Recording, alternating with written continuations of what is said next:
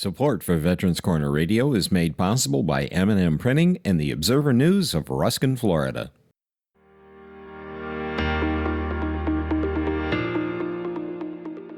Hello and welcome to Veterans Corner Radio Podcasts, information for and about veterans. Today, host Joe Mulberger has a conversation with Major General Regina A., National Commander of the United States Civil Air Patrol. Prepare to be inspired as Joe interviews Civil Air Patrol Major General Regina A., the CAP National Commander. She brings a host of academic and international flair to the United States Air Force's official civilian auxiliary. Emphasis is placed on the Cadet Program, with developing leaders as well as skills for emergency services and aerospace education. Here now is Joe Mulberger with Veterans Corner Radio on Veterans Corner Radio Podcasts.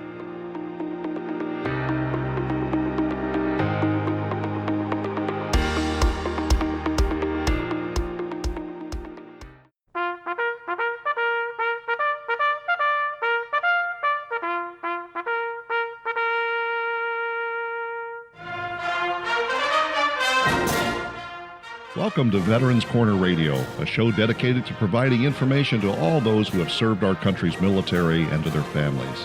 Now, here is your host, combat veteran and educator, retired United States Air Force Lieutenant Colonel Joe Mulberger. Welcome to today's show. You're listening to Veterans Corner Radio, and I'm your host, Joe Mulberger. Today, we are absolutely honored once again with a very distinguished guest. We have the Civil Air Patrol National Commander, Major General Regina I. Am I saying that right? I? So I'll answer to all the vowels, but I prefer A. A. Okay. A it is. Well, welcome, Major General A. And tell us a little bit about yourself. When were you born? Where are you from? That kind of stuff. Yeah, absolutely. So I'm a kid from small town Kansas. I come from a town of about 900, born in the early 70s. And, when you grow up in a small town, you don't have as many opportunities. I found Civil Air Patrol when I was a young person, and it kind of showed me the rest of the country and the world, gave me some great mentors to help me grow as an individual. I went off to college, first generation college student, a bachelor's degree in political science, a master's in history, and a doctorate in educational leadership. And now I'm a professor at Baker University, where I oversee a master's program and a doctoral program in instructional design. Previously, I was a community college dean specializing in online education programs. Wow. Now, a little bit about, since you're a history major, Civil Air Patrol's history. What started Civil Air Patrol and when did they start? Yeah, absolutely. Thanks, Joe. So Civil Air Patrol was founded on 1 December 1941, just days before the attack on Pearl Harbor. Aviation-minded individuals like Fiorello LaGuardia and Gil Rob Wilson recognized the importance of air power and the threat to the homeland that was looming on the horizon. And we've been serving our community, state, and nation since then, evolving from World War II civil defense organization to today, where we are the official civilian auxiliary of the United States Air Force. Lots of milestones in our journey, of course. Our cadet program was founded about a year after the organization as a whole. We became part of the Army Air Forces in 1943 and then chartered as a congressional nonprofit in 1946. There are less than 100 organizations that are congressionally chartered nonprofits, and then became the Air Force Auxiliary in 1948. Wow. Okay, so as an early 70s kid, it sounds like you participated as a cadet in the Civil Air Patrol. And what time frame, like what was the year that you started it, and how old were you? Yeah, so that's a great question. I joined Civil Air Patrol when I was 17 in 1989. So I had a lot of health issues as a kid, so military service wasn't an option for me, and it prevented me from doing quite a few things. When that went away, about the age of 17, my parents let me join Civil Air Patrol. Always had a heart for service, a couple uncles who had served in the Army Air Forces in World War II that I looked up to and that I'm named after. And I wanted to learn about leadership. And so I very much did. I was a cadet until I turned 21. Then I stayed on as an adult leader because I wanted to make sure that other young people would have the same amazing opportunities, the same life-changing opportunities that I had as a young person. So I was a shy kid who would not have spoken in front of a group or anything like that. And Civil Air Patrol just made me a leader. I think that's the one product that we have in the organization that is timeless. It doesn't matter if our cadets go to the military or education or business or industry or science. We produce leaders, and that's a commodity that our country will always need. Wow. So the cadet program seems to sort of be the core of Civil Air Patrol, but there's like three portions of Civil Air Patrol, we were to say emergency services, the cadet program, and aerospace education. But again, at the center of all of this seems to be that cadet program. And then there's a senior program. So let's talk about the cadet program. What's the youngest age that a youth can enter as a member of the cadet program? Absolutely. So we take cadets as young as age 12, and you can stay a cadet until you turn 21, at which point you can become an adult member. We call that a senior member. And you can stay a senior member as long as you want. The oldest senior member that I have met in my time in service was a chaplain who was 102. He passed a few years ago, but he had been a missionary to Persia, and he was still serving in Civil Air Patrol, bringing up that next generation of leaders with character development and his service as a chaplain.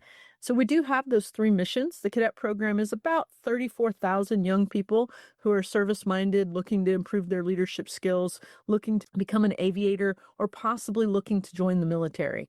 And then emergency services is where we do disaster relief, humanitarian missions, and missions for the Air Force, as well as the Department of War sometimes. And then aerospace education, we educate the general public about the importance of air power and aerospace, as well as our members, both adult and youth. Wow. So, okay. So the cadet program's 12 to 21. The senior program, what's the introductory age? Like, what's the youngest the person can be? There's an overlap. You can be a senior member as early as age 18 if you choose to change to that program. They're a little bit different opportunities. And depending on why you join the organization, you might want to be a senior member instead of a cadet. You know, our flying scholarships and things like that are aimed at our cadets, our cadet national special activities where they do career exploration and things like that. Those are aimed at our young people. But if those aren't of interest to you, you can become a senior member or an adult member when you're 18. The cadet program has a rank system associated with the senior member has a rank system associated with it. The cadet program, though, captures this youth, and then you run through the ranks of cadet airman basic through cadet chief master sergeant, and then you're getting ribbons along the way. You get to what's called the Robert Goddard ribbon, and then you get to what's called the Billy Mitchell ribbon. And the Billy Mitchell ribbon, if I've got this right, that's where you start, like, the benefits of sticking out the cadet program come in. You get points towards applications to military academies. You get the opportunity to join the Air Force anyway, as an E3 or an Airman First Class, whereas other folks, they'd have to join for 6 years to get the same rank, or they'd have to have so many credit hours of college. And then beyond that, I think that would be cadet second lieutenant. Is that right? That's correct. Then walk us through what happens once a person becomes a cadet second lieutenant, the benefits of the Billy Mitchell Award, and then those other key points that are beyond the Mitchell Award. Absolutely. So you did a great job describing the benefits you get when you join the Air Force. They're also honored sometimes in other branches of the military. You are correct. Many of our cadets like to go to service academies. We're between 10 and 15% of entering classes at the Air Force Academy, depending on the year. So a lot of our cadets are looking to do that. Once you have the Mitchell Award, that's really that milestone kind of award that opens many of those doors for you. But throughout your cadet career, as you advance, you can get points toward attending those national career exploration activities, maybe a flight academy, competing for an academic scholarship, competing for a flight scholarship to get your professional pilot certificate, for instance. The further you go in the program, the greater your chances of being able to do those things. And so Mitchell is where you become a cadet officer and your leadership changes. But one of the great things about our program is we're a leadership laboratory. So cadets go from leading very small groups, maybe as an airman or a senior airman, to leading a flight when they're a higher ranking NCO, to being that cadet officer, to moving to a more strategic level as they achieve perhaps cadet captain and the Amelia Earhart Award, to something much higher in responsibility. So our cadets, for example, at Cadet Lieutenant Colonel, the Ira Eaker Award, that would be a cadet who maybe commands 200 to 400 of their fellow cadets at a week-long camp. And then the last award in the program is the General Carl A. Spots Award. That's Cadet Colonel. That's achieved by less than 0.5% of all of our cadets. It's incredibly prestigious, and Spots cadets go on to do some pretty amazing things. We often say the award doesn't define them. We define it by what we do after we earn the award. So astronaut Eric Bowe, for instance, is a Spots cadet. Nicole Malachowski, the first female Thunderbird, also a Spots cadet. So many. Wait. I was at the Air Force Academy, and it was my last day because the next day I did a permanent change of station. Our daughter was standing next to us, our son, and when they do that flyby, they come back and then introduce themselves. And so as she came in and introduced herself, I tapped my daughter on the shoulder and I said, "You see that? You can do anything you want to because you're an American." Thanks for that. All right, keep going with that Hall of Honor that you're talking about.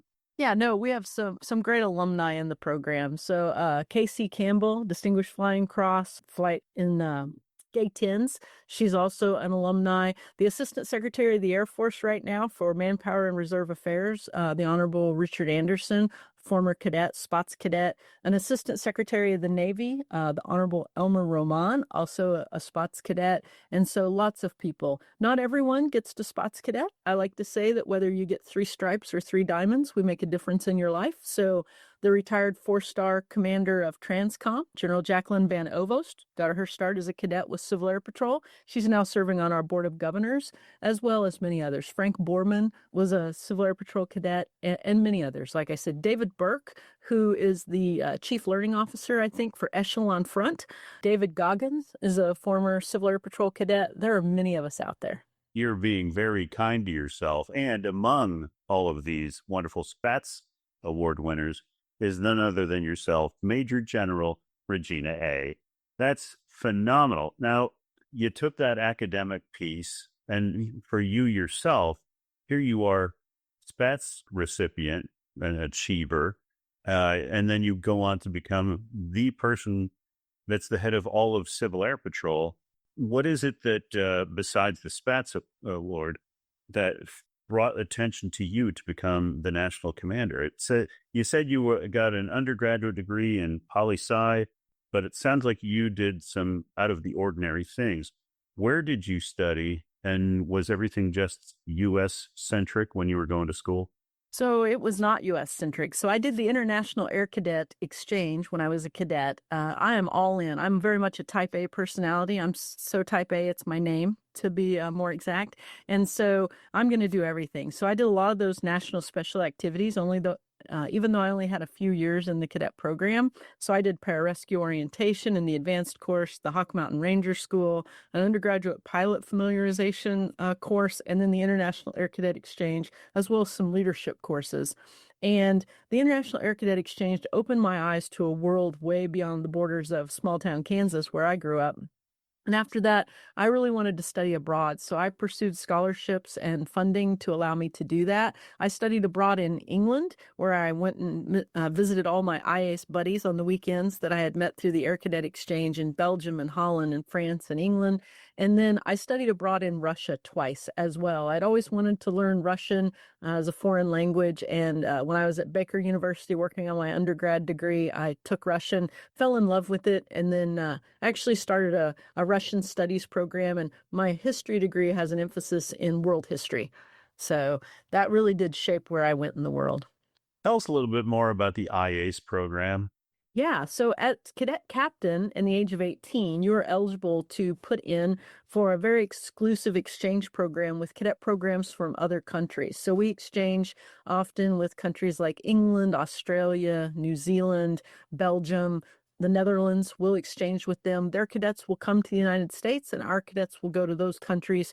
You spend 2 weeks traveling the country and learning about programs and culture and language and people, and it really builds your understanding of the world we live in and the connections we have and the importance of those relationships and the importance of understanding each other on our own terms and respecting each other on those terms. So it was absolutely amazing experience, which made a huge difference in my life. Now, when you went, did you go to one country? Because it sounds like you went to multiple countries. So actually, I went to Canada on the International Air Cadet Exchange, but the great thing was there were cadets from every country participating in my tour group across Canada. So we toured several provinces in a bus. We went to a Canadian encampment and spent some time with their cadets. We did homestays with their cadets, but there were cadets from Japan, the Philippines, Holland, France, Israel, so many different countries that made that an amazing experience. It sounded like when you talked about going and studying abroad academically, you ended up in England. Is that right? And then if so, where in England were you for that first jaunt overseas? Yeah, so my first study abroad was actually in Russia, and I loved that. It was over a summer. And so then I decided I would do a semester abroad, which I did in England. And I was in Grantham Now, where at in England? in Lincolnshire, and it was a really great experience. Grantham is the home of Margaret Thatcher and Sir Isaac Newton historically, and so a great base to be able to go out and explore England. A lot of British studies and British history is a part of those courses that I took that semester, and so I was able to travel most weekends.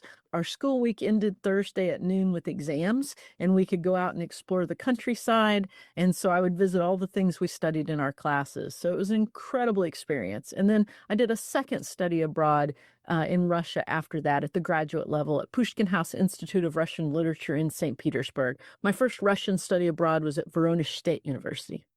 How did you find test taking in another culture compared to the U.S. method, where a lot of times we do multiple choice and essay or fill in the blank? How is it done, say, in the British system and the Russian system? Yeah, so there's a lot more writing in the British system, especially. And so that was a challenge, especially because they spell a lot of words differently. So when you have these very long essays and you have to go back through and make sure you spelled all the words in the British style, that can be a bit of a challenge. But it was a good challenge and something I very much enjoyed. And I would recommend study abroad and international travel to anyone who has that opportunity. And then what about Russia? So in Russia, I studied Russian history, language, and culture. And so a lot of it was interaction. So, for instance, one of the things we had to do in Russia is I acted in a play in Russian. And so it was more performance based and speaking and writing than it was, multiple choice tests. I don't think I've ever taken a multiple choice test for language. Wow, that's something else. All right, tell us what your role was and what was the point of the play. Yeah, so it was a Pushkin play about a time of difficulties in Russia, and I had the role of Mary. Okay, but not the Virgin Mary. It was Mary, the character of this play. Yes, Mary, the character in the play, great clarification there. And she was just experiencing loss in many different aspects of her life, experiencing tragedy, and that's really the gist of the play. Well, a lot of Russian or Soviet drama is rather dark. We remember during the Cold War hearing the dark, somber music that would come from that part of the world. So I could only imagine. Do you know what time frame it was that this play was supposed to have taken place? It was in the 1800s. Okay, so a lot of dark stuff. Indeed. So you walk away from those experiences, but you continued on the academic track. So again, going back to this, what's captured you to be the person running Civil Air Patrol? You did this bachelor's with a whole bunch of international exposure, but then you got a master's of history. Correct. Yeah. So I came back and I did a master's of history. I was actually out of Civil Air Patrol at the time, establishing my career as many former cadets do when they're young in their career life. So I also got a job at a community college, and I was teaching history and government and also serving as an academic advisor. And I had a veteran, oddly enough, in my class, and he took every course I offered. And I thought it was because he was a history major. He was absolutely an incredible person. He had survived a double parachute malfunction when he was serving in the 82nd Airborne while they were preparing for the invasion of Panama. And he had survived that double parachute malfunction. And so he had a lot of injuries. He needed to find a second career. And so he came to the community college after he didn't do well at university, really because of those injuries. And he took everything I offered. I thought it was because he was interested in history. He also switched to me as his academic advisor. And I thought that was because he wanted to go to the same school I did for the history masters. Turns out he was interested in the future as well as history. And after he graduated, he asked me to marry him. And so that's how I met my late husband. And he's actually the reason that I got back into Civil Air Patrol. So we were fostering because we couldn't have kids of our own, and establishing career, living life, my best life. And I get home from work one day and he says to me, "I figured it out." And I thought, well, what have you figured out? Like what we're having for dinner, what we're going to do this weekend, you're going to move the furniture, like some project for you and the boys. And he said, "I figured out our hobby." And I'm like, "Oh, what's our hobby going to be?" And he said, "Civil Air Patrol." And I said, "Oh, I'm a former cadet." He said, "No." He said, "Wait a minute." He said, "I'm a former Army guy. I have a teaching degree. I'm going to be an aerospace officer. I'm going in at first lieutenant." And I said, "Well, you know what? I am a former spots cadet, so I'm going back in at captain." And he said to me, "You don't understand. I'm going to be better at this than you are." And so, we were very competitive with each other, and we both joined Civil Air Patrol. And just a few weeks later, I became his squadron commander and had a very successful squadron command. And then he encouraged me to put my name in for wing commander. And Gretzky would tell us that you miss all the shots you don't take. And so I encourage people always to put your name in, to see if you're good enough, to see if you're the person who's at the right time and in the right place to lead an organization. That went well for the first year.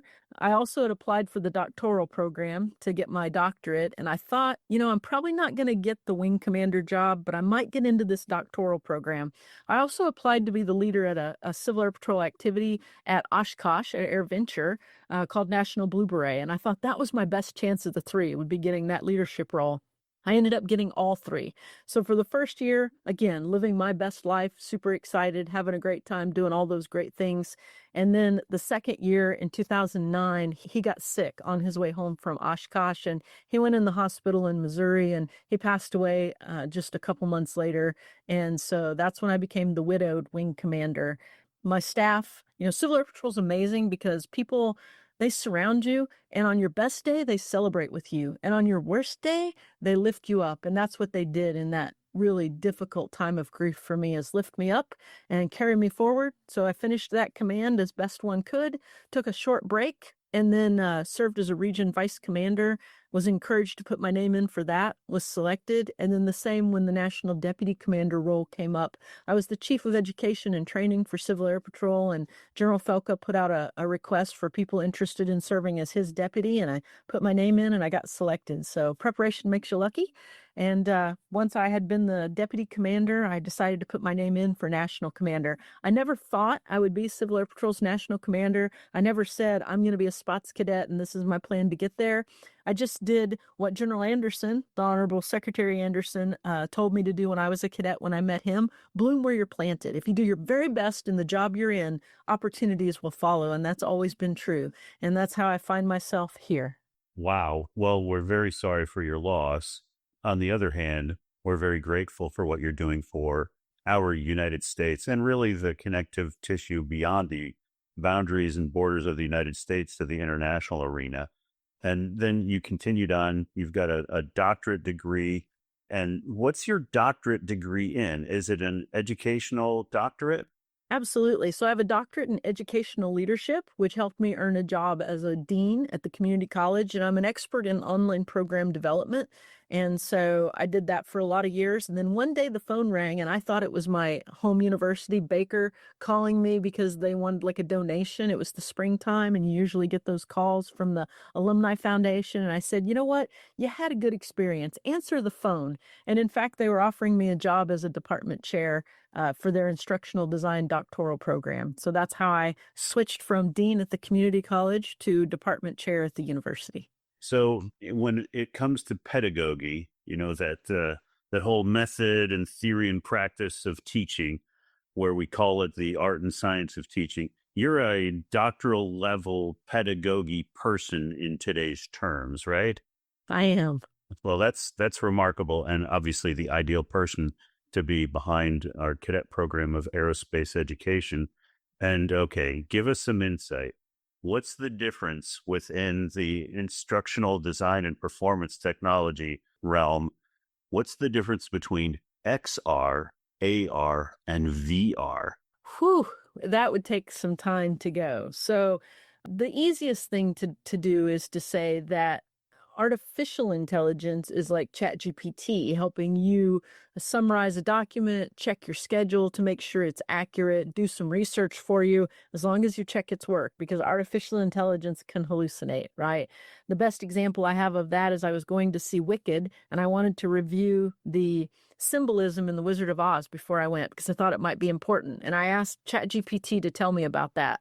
As a history major, I could remember a lot of it, but it told me everything. The Cowardly Lion was William Jennings Bryan, and the Yellow Brick Road was the gold standard, until it started telling me about crypto. And of course, there was no crypto when Frank Lloyd Baum wrote The Wizard of Oz. And so just know that artificial intelligence is fallible. And then virtual reality is where you build that system where you can experience something that is like a simulation, basically. So one of my doctoral students, Michelle Pressler, she just did a great study on the Army's virtual victim.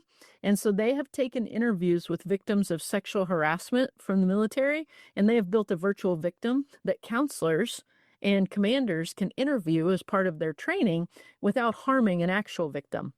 So that person doesn't have to relive those experiences. So a virtual victim is a virtual reality opportunity to interview someone, in this example, who has experienced trauma, and to learn about that without harming anyone. There's a spinoff. Yes, there's a spinoff from that topic alone, as we've had people on Veterans Corner Radio that address that very topic. And as someone that held command in the Air Force, it was my pleasure to send people that were involved on the nefarious side to prison or out of the Air Force while caring for the victims. Ladies and gentlemen, we've been speaking today with Civil Air Patrol's National Commander, Civil Air Patrol Major General Regina A. And thank you for all you're doing for the United States. And we say here on Veterans Corner Radio, these national organizations that support our veterans, or certainly the future veterans of America, are worth their value in gold, and you certainly far exceed that standard. Thank you so much for your time today, and thank you for all that you're doing for America. Thank you for having me. You've been listening to Veterans Corner Radio with your host, retired United States Air Force Lieutenant Colonel Joe Muhlberger. The views expressed on this program are those of Joe and his guests, and our opinions based on the best available information. In matters of law or governmental regulation, it will always be best to check with the appropriate agency. Thanks for listening, and we hope you'll join us for the next program on Veterans Corner Radio. Here's a quick final thought. If you're enjoying these podcasts, why not take a minute to subscribe or mark Veterans Corner Radio as a favorite? It's easy, and you'll be set to be among the first to find out when new podcasts are published. And thanks again for listening to Veterans Corner Radio.